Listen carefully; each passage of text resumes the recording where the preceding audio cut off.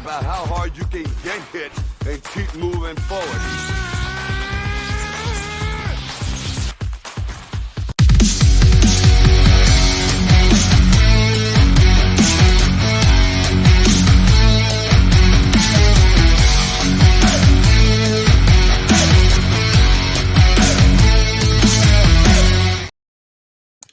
Welcome, everybody. It is time. It's time for the UFC Vegas 73 Picks and Prediction Show by yours truly, Cage. This is Cage My IQ. I am on the Bloodline Entertainment Network. All you guys got to do to follow the Bloodline Entertainment Network is to subscribe to the Bloodline Entertainment Network on YouTube at www.youtube.com/@thebloodlineent. You can follow the network on Twitter at the same handle. We're on IG as well and Twitch. So find out all the great content that we have in the sports realm, wrestling, MMA, entertainment, and even animated. Check it all out on the Bloodline Entertainment Network.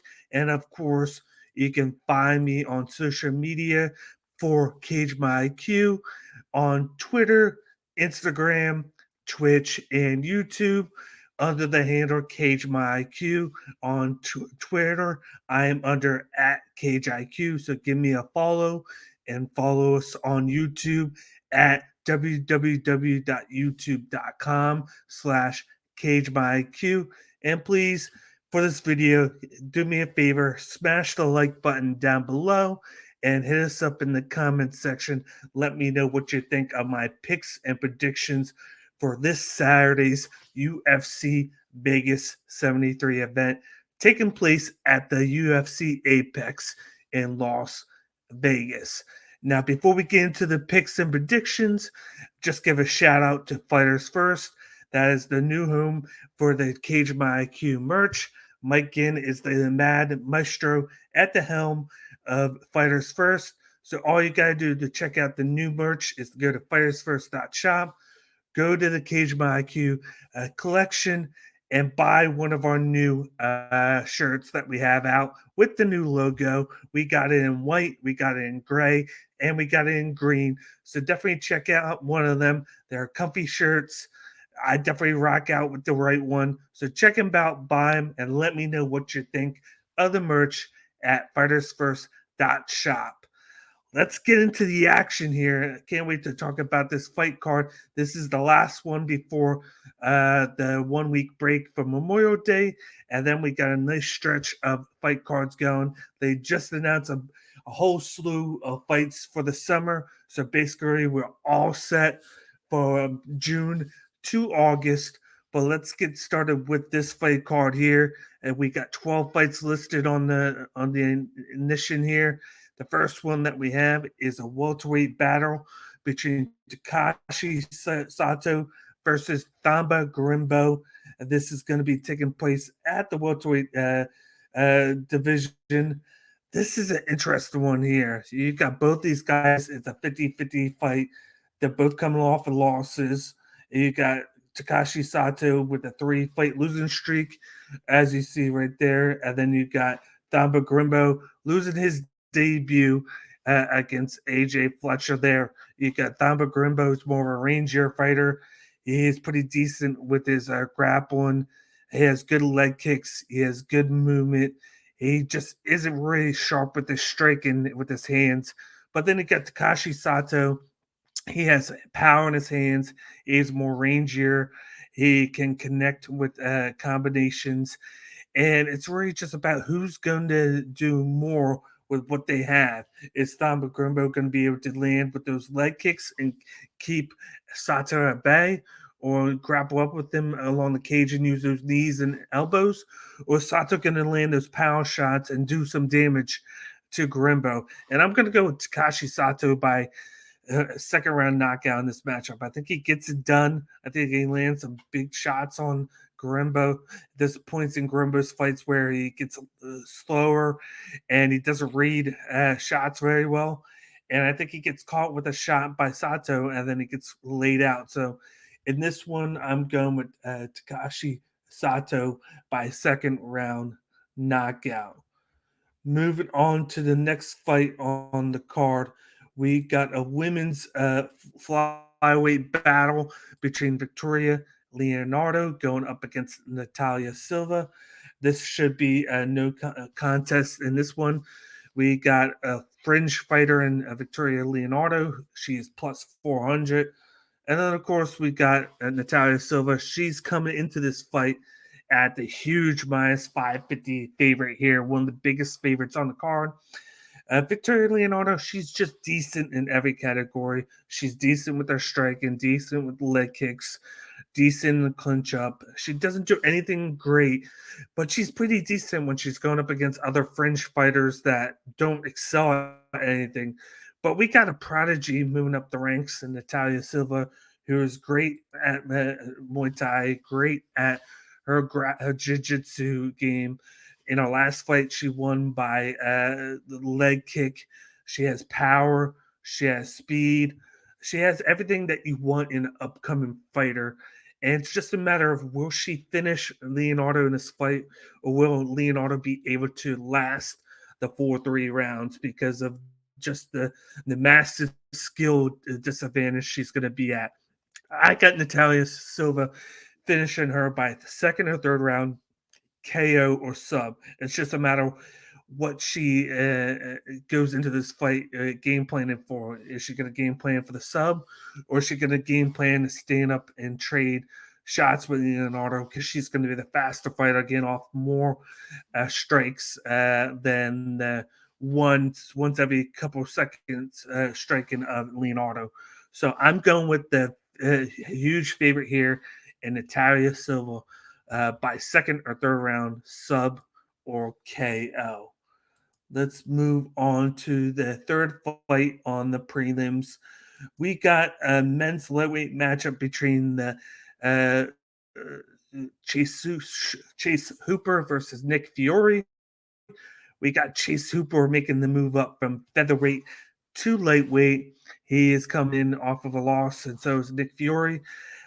Chase Hooper is the minus 120 favorite. Nick Fury is the minus 105 underdog.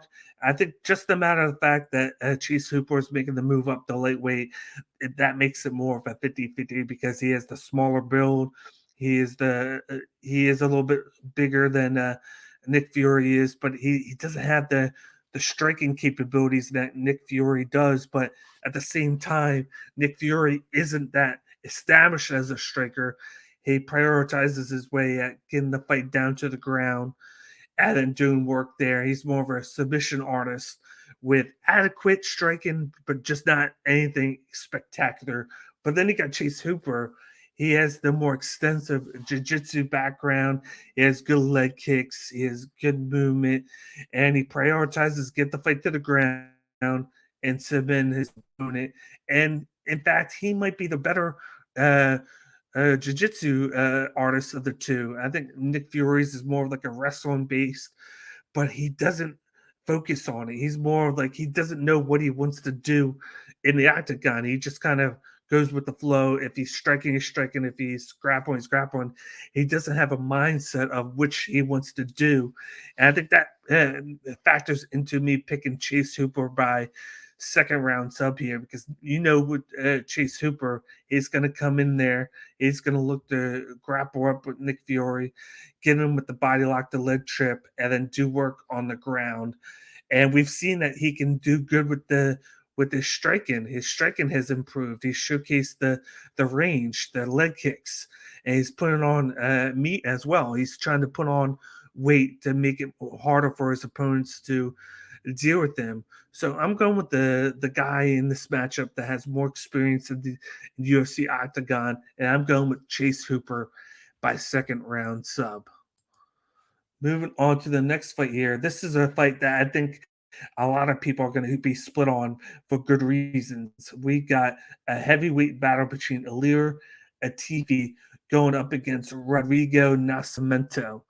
In this fight, we got two big guys who are good power strikers with their grappling games, but one is really wrestling and one is more jiu-jitsu. You got Ilir Atifi. He's coming in underdog. You got Nascimento, who's coming in the favorite here, as you see him below, plus 130 and minus 155. And Nascimento's coming in. He lands pretty decent power overhand shots, but the more singular, he prioritizes using those sometimes to get into the clinch, and then he uses his weight to push his opponents to the ground, and then he likes to control them on top or look for submissions with his jiu-jitsu background. Whereas you got the sledgehammer Latifi, who is pretty good with his striking. He knows how to throw combinations. He throws to the body, and then he throws power shots with the looping shots to his opponent. And he has knockout power. That's why he has the nickname the Sledgehammer. But then a very underrated part of his game is his wrestling. He can get into the clinch with his opponents, take them down, and he can transition well on the mat and control his opponents as well. But he knows how to use it. He uses it to set up the top game, where he likes to do the top damage with his striking and do the ground and pound. And that's why in a matchup like this, I'm going with the underdog here by a decision. I'm going with Ilir TV getting this done because I feel like he's going to land more in top guard. And I always favor the wrestler over the jiu-jitsu artist when it comes to battling in the clinch. And I don't think the 10-pound advantage by Nascimento is going to be a big advantage on Latifi. I think Latifi is going to be able to get the advantage when it comes to battling for control with getting their opponent to the ground. He's going to do that. And he's going to be the better striker here that lands more volume. So I'm going the underdog here by decision. I think this is a good play in betting this week, and I'm going to be looking to bet him to win with the money line and by decision as well. So I'm going with Ilir Latifi by decision in this battle.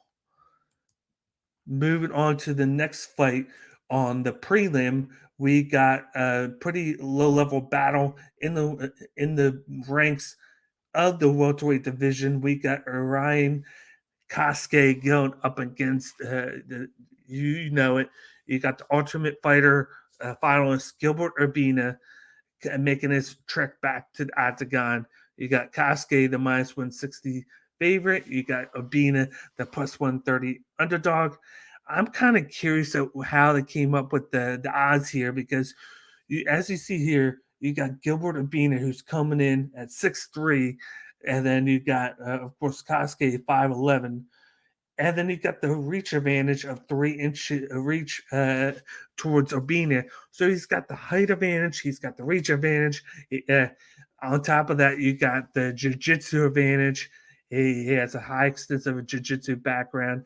You saw him give Brian battle fits before Brian Battle hit him with a great shot after the first round edit and the final fight of the Ultimate Fighter there. And then he has decent range with his striking. He'll land on the leg kicks, land those crosses, the uppercut.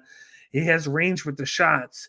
It's just that he hasn't gotten that win yet to establish himself. Whereas Orion Kosuke, he does have the power. He does have the wrestling, but he tends to use the overhand hooks with the striking to set up the wrestling. And a guy like Gilbert Urbina with the bigger reach and with the tall frame, he's going to be able to deal with that wrestling, defend some of the takedowns, and then keep at range to land more shots with his legs and to set up his jiu-jitsu. And I could see a scenario where he gets into the clinch, takes down Kosuke at his own game, or push him up against the cage, and then look for the back of Kosuke and get one of those crazy submissions via a rear naked choke. So in this one, I'm going with Gilbert Urbina with the upset with a third round rear naked choke submission. But I would not be surprised if early in this fight, the Ryan Kosuke catches Urbina sleeping with a knockout shot. So I do think that Kosuke by knockout first round is in play in this fight. But if the fight goes any longer than that, past the 2-3 minute mark in the first round, I got Gilbert Urbina winning it by late submission round 3. Let's move on to, of course, the next fight. We got a women's strawweight matchup between Carolina Kovacevic going up against Vanessa Donopoulos. This is going to be a very interesting battle of two women with similar traits here. You got Carolina Kovacevic. She's very good with the kickboxing. She's very good with movement. She has a decent grappling. But then you got Vanessa Donopoulos, who is a grappler. She's going to look for submissions. She has good takedowns. She has good guard game on the ground, but she struggles against range. She struggles against fighters who keep range and can defend takedowns. We saw against Maria Oliveira in our last fight with the win that you see right there that she barely won by decision because she was able to take down Maria Oliveira and avoid those shots on the feet where they were trained in striking. Because in the striking battle, Maria Oliveira was just damaging her with shots, damaging her with the leg kicks and the elbows. And if Carolina Kovacevic can defend the takedowns like she showcased in the past and how I feel like she's going to be like, this should be an easy victory for Carolina Kovacevic with the striking. And I could see a decision victory or late finish for Carolina Kovacevic. But if she struggles with the takedowns, defending them, then that'll leave an opening for Vanessa Donopoulos to take the victory here, possibly by early to mid submission via guillotine or rear naked choke, just like in the last fight. But I'm going to go with the fighter with the more skill set, the better striking, and then the takedown defense. So I'm going with Carolina Kovacevic winning it by volume and picking up the win by decision on UFC Vegas 73. Let's move on to the next fight here. We got a matchup here, which is going to be the prelim main event before we get to the main card. We got a lightweight and men's battle between Mashate versus Vladislav Borshev. You got Mashate, who's the plus 130 underdog. We got Borshev, who's the minus 155 favorite here. I'm going with Vladislav Borshev here. I think he finally gets that matchup where he doesn't have to deal with the big time grappler looking to take him down 5, 6, 7, 8 times, like in the past two matchups that he's had against Mark Diakese and Mike Davis. Those are just two grappling experts that have vast motors and great cardio and can then just take you down at ease. Mashate, he's more of a power striker with the knockout power, who also, he does have a wrestling background. He just doesn't use it. In his time in the UFC, he has not attempted one takedown. And this could change, and then he could look to take a takedown in this fight. I just don't see it with his past background since joining the UFC. But then you got Borshev, who has joined Team Alpha Mare. He's done a little bit better since takedown defense, but he has great boxing, great hand speed. He throws combinations when he's given the chance. He can move around well. And as long as he doesn't have to deal with the threat of the takedown in this fight, I think he pieces up Mashate, and there's a chance that he gets the knockout here. So I'm going with Vladislav Borshev getting the first round KO over Mashate. So I'm going with the minus 155 favorite in this matchup due to his striking and his combinations that he throws, plus the power in his hands. And the key factor will be his much improved takedown defense if he has to use it against Mashate. So Vladislav Borshev, first round KO. Let's move on to the first fight on the main card here. We got a men's lightweight battle between Michael Johnson going up against the returning Diego Ferreira. We got two guys here going. It seems like different directions. We got Diego Ferreira coming back after having almost a year off. He is on a 3-fight losing streak. Then you got Michael Johnson, who's coming off a pretty decent, impressive win in his last fight. I feel like that loss in between Should have been a win, and he should be riding on a 30-fight win streak. But of course, judges change things, so he's only on a 1-fight win streak. But this is going to be a very crazy matchup here with him, the underdog, and Diego Ferreira, the favorite. You got Michael Johnson, who has the striking background. He has very good takedown defense, and he has knockout power. But then you got Diego Ferreira, who's coming in. He has very good jiu-jitsu, good wrestling, but minimal striking. He doesn't do that much on his feet. It's all prioritized to get the fight to the ground and do damage there with his jiu-jitsu and the ground and pound. And that's why I'm going with the underdog in this matchup, Michael Johnson, possibly the win by knockout round 1 or 2. I just think that his takedown defense, which is surprisingly one of the best in the UFC, as long as he uses it to his advantage and he gets his striking going, he should have an easy matchup here. Again, waste of Diego Ferreira in the first or second round. Diego Ferreira has showcased that he doesn't take punches well. And he showcases that if he can't get the takedown, that he has hard times in the UFC. And that's why he's on a 3-fight losing streak, and he hasn't fought in over a year. He's been trying to work on it, and he's been practicing his striking so that he can have something to go with the grappling part of his game. But this isn't the right matchup to take here. I got the underdog at plus 120, Michael Johnson winning by knockout. I'm going to look to take Michael Johnson and bet in by the money line there, plus 120. And depending on what the odds are by the under 1.5 rounds, I'm going to possibly play that as well. But it could change come when they announce the lines in the next day or two. So keep an eye out on Cage's bet slips for part of that. But I'm definitely going Michael Johnson to win this one by knockout. Moving on to the next matchup here on the main card, we got a men's welterweight battle between Andre Fialho and Joaquin Buckley. We got the move from Joaquin Buckley to middleweight all the way to welterweight. This is going to be a problem matchup for Andre Fialho. Andre Fialho does have good striking. There's good combinations, good leg kicks. He has good movement and has knockout power, but he has shown in the last 2 fights that it seems like maybe he doesn't have a chin anymore. He's coming off of 2 straight knockout losses and possible 3rd straight had he lost to Cameron Van Camp when Van Camp stunned him but didn't get the finish. And then, of course, Fialho came back and knocked out Van Camp later in the round. But you're going up against a guy with a bigger frame who's cutting weight in Joaquin Buckley, who has knockout power. He has good wrestling, good grappling, and just has good fighter IQ.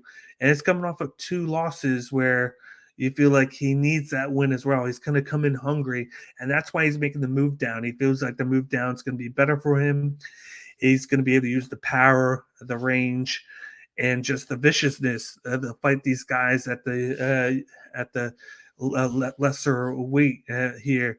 He's going to be able to put some weight on. He's going to have that advantage, and it's going to give him more opportunities at success in the UFC. So that's why I'm going with Joaquin Buckley by first round KO in this matchup. He's price tagged at minus 175, which is a perfect spot for him. It's not too big, but it gives you leeway when it comes to betting him.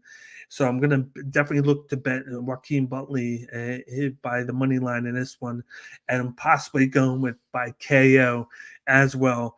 I'm going to monitor the lines here to see how it is by KO and to see how it is by KO round 1, and possibly also under 1.5 rounds, depending on what they are. It all depends on what the lines are and what I'm going to be playing. But I'm definitely going to be playing Joaquin Buckley here. I think this is a perfect matchup for him to get back in the win column, definitely with the move down from middleweight to welterweight. And this is just a bad matchup for Fialho, especially a guy, like I said, with a bad chin now. He's going to be tested by Buckley, and Buckley's going to knock him out again and put him in a loss again to a 3rd straight loss. So I'm going with Joaquin Buckley by first round KO. Let's move on to the featured bout here In UFC Vegas 73, we got a women's catchweight battle between Emily Ducote versus Lupita Godinez, aka Loopy. Lupita is taking this fight on short notice. It was supposed to be Emily Ducote versus Polyana Viana, but Polyana Viana had to withdraw from this fight. So Loopy has taken this fight on short notice, hence why it's a catch weight 120 pounds, which is perfect for both fighters. You got Emily Ducote, who's the plus 120. You got Loopy, who's minus 150. Loopy's going to come in with of course, the wrestle and jiu-jitsu background. She's pretty decent on her feet with her leg kicks and her movement, but all wrestle based, getting into the clinch, throwing the knees and elbows, get the fight to the ground and control there with the clinch, moving transitions, looking for subs or throwing ground and pound. Depends on the situation, but she's all based on getting the fight to the ground. Whereas Emily Ducote is the opposite. She has that Muay Thai kickboxing based background. She's looking to throw leg kicks to set up her hands, throwing combinations, moving around, defending takedowns, just getting it into a range stand-up battle where she can land volume and possibly finish her opponent. And it's all going to be predicated on her defending the takedown against Loopy. If she can defend the takedown, she has a chance of winning the fight by volume. If she doesn't defend the takedown, it's going to be a long day for her because Loopy can just go takedown after takedown after takedown attempts all day. That's what she trains for. And that's why I'm leaning towards Loopy win this by decision, possibly by sub late in the third round. I just think that Emily Ducote is not going to be able to withstand the constant takedown attempts. She's going to be able to defend some, not all of them, but I predict that Loopy's going to take her down 2-3 times, control on the mat, land damage on the mat, and the win by unanimous decision victory in this matchup at minus 150. I think that's good odds there. I think it's very generous considering the fact that she took it on short notice. I was hoping that they would give her the underdog mark here because of that, but that they know who the favorite is in this fight, and that's the fighter with the more experience in the UFC with the win totals as well. And it's based off of her grappling and clinch game, and that's why I'm going with Lupita Godinez by decision in this matchup. Let's move on to the co-main event of the evening here. We got a men's middleweight matchup between Edmund Shabazian going up against Anthony Fluffy Hernandez. This is a fun battle. You got Edmund Shabazian, the plus 245 huge underdog. And then you got Anthony Fluffy Hernandez, the minus 315 favorite. Anthony Hernandez is going to have of course, the grappling background. He has great jiu-jitsu. He has good wrestling. He has good leg kicks and good striking. He's going to look to take the fight down to the mat. We've seen the past couple of fights. He is very good at getting into the clinch and looking for submissions. He also has good gas tank. But then on the opposite side, you got Edmund Shabazian, who's great with his boxing combinations, hands. He has knockout power. He has good range. He has good cardio. But the Achilles heel with him is his takedown defense. And he's been more kind of one-dimensional, where he's more of the striking aspect than he is of using striking and then using the clinch game.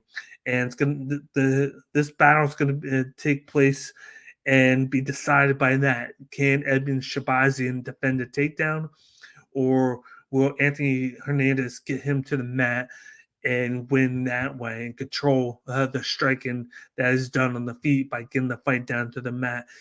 I'm going with the huge upset here. I know everybody's going to be taking Anthony Hernandez because of that. I think Edmund Shabazian controls that narrative by being able to strike from a distance and not let him get close enough to land takedowns. And he's going to land those shots and possibly stun Anthony Hernandez. A lot of people are looking too much into the fact that Shabazian's last fight was against Dolce Lungiabora, and it was a low-level fighter with a grappling background that he was able to control and knock out and finish. Whereas I feel like it's not that big of a difference in from Dolce to Anthony Hernandez, and I do think that he can stuff the takedowns from Fluffy Hernandez, and he can land the damage, throw the combinations, and do enough to slow down Fluffy, so he's not thinking about takedowns after takedowns, and he has to respect Edmund's striking game, and that's what's going to lead to Edmund being able to land shots, move around, get the leg kick going to the calf, and then eventually I think he gets the finish mid to late second to third round here. So I'm going the major underdog here, taking a chance in Shabazian by mid to late knockout here. I just think that knockout power and the striking can do enough to minimize what Fluffy Hernandez can do on the mat with this grappling. So I'm going with Edmund Shabazian to win this one by mid to late knockout. Moving on to the main event of the evening. This fight was actually supposed to take place last week, but they had pushed it to this week with the main event of this fight card getting canceled due to injury by Renato Moicano. Sorry to hear that by Moicano. Wish happy recovery for him so that he can come back and get that main event fight that he was looking to fight in. But we got a women's strawweight battle between Mackenzie Dern coming in the minus 185 favorite mark versus Angela Hill, who's the plus 155 underdog. This is a very fun matchup here in the main card. Good for them to get that spot and to get that shine. You got Mackenzie Dern, high-level jiu-jitsu and kickboxing background. She likes to mix up the leg kicks with her jiu-jitsu. She has good hands. She's kind of the last couple of fights tried to focus on her striking and then have that jiu-jitsu grappling background as the secondary. She wants to evolve as a fighter and not be known for just the grappling takedowns and submission game that she has. So I've been monitoring her the last couple of fights, and we've seen that. Hence why she has those couple losses kind of mixed in because of that. I do feel like she did win that last fight against in the last fight against Tessitores, as she should. Yan Xiaonan, I thought she parted out, but then Yan Xiaonan took the fight late in that fight with the striking. And it's going to be a different fight against Angela Hill. Angela Hill has good striking. She has good takedown, really good takedown defense. She has good movement. She has a glass chin. She has one of the best chins in the division. You're not ever going to knock her out. The closest you're going to get when she was stunned by Amanda Lemos, but that is it. When she loses the striking battle, and she gets taken down a few times. That's how you beat her. You beat her with the well-rounded game plan of striking and grappling, and that's what I see with Mackenzie Dern. I see Mackenzie Dern using the striking to set up the takedowns, and then also at the same time using the takedowns to throw those leg kicks and to throw those overhand shots. She's going to try and throw a lot of volume. She's showcased that she can fight these main events. This is going to be her, I think, second or third main event in the UFC, and she can go all 5 rounds and land a lot of volume as well. So it's just going to be a matter of how many takedowns she can land to kind of utilize the advantages and not fight from behind, because the more time she gives Angela Hill to stick around in this fight, the harder it's going to get for her to win, because Angela Hill is the type of fighter that ramps up and gets going as the fight goes on. She's a slow starter and it hurts her at times, but if she can get going and still be in it, with it being a 5-round fight, that's going to predicate towards Angela Hill in this battle. But I feel like Mackenzie Dern's going to be able to control the fight from the beginning, land those shots, land more striking, get the takedowns, and just control this fight. It might be like a close fight on the judges' scorecards round wise, where it could be like a 3-2. But I think the advantages go to Mackenzie Dern because I think she has the better grappling with her jiu-jitsu and wrestling background, and I think she can edge Angela Hill in the volume count. Even though Angela Hill might have the better striking, I think Mackenzie Dern would land more volume, which that mixed in with the grappling edges out Angela Hill on the scoring cards for the rounds. So in this one, I think it goes to the judges scoring, and I'm going with Mackenzie Dern by decision. I even think this could go to split decision. So if that's something that you feel like is going to happen, definitely bet this fight to be by the split decision in this matchup. But I'm going with the favorite here, Mackenzie Dern at -185. I'm going with her to win by unanimous decision victory over Angela Hill in this main event matchup on UFC Vegas 73. I wrap things up for UFC 73, UFC Vegas 73 picks and predictions by yours truly, Cage from Cage My IQ. You can follow me, as I said in the video, you can follow me on the Bloodline Entertainment Network on YouTube at www.youtube.com/ at the Bloodline ENT. And you can also follow and subscribe to me on social media for Cage My IQ on Twitter, Twitch, YouTube, and Instagram. I'm on Twitter at CageIQ. And then, of course, if you haven't done so already, please smash the like button down below and hit the notification bell so whenever any content gets put out, you guys are the first to get it and see the announcements. And please leave me a comment in the comment section. Let me know what you think of the predictions and give me your hindsight and your picks for this Saturday's UFC Vegas 73 fight card. And definitely, if you're froggy, if you want to, leave me a donation on Cash App. The Cash App link will be down in the info section. It's not expected, but it is appreciated.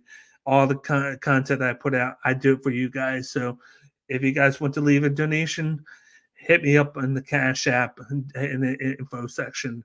Like I said, not expected, but appreciated. But other than that, that'll wrap things up for today's show. I will be back next week.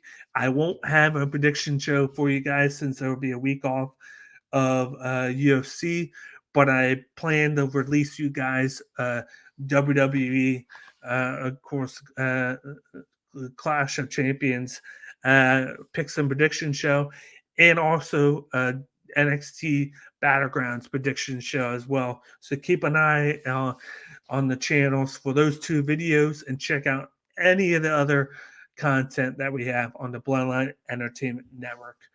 But that'll wrap things up. And have a good day, guys. And thanks for tuning in to the UFC Vegas 73 picks and prediction show. Peace.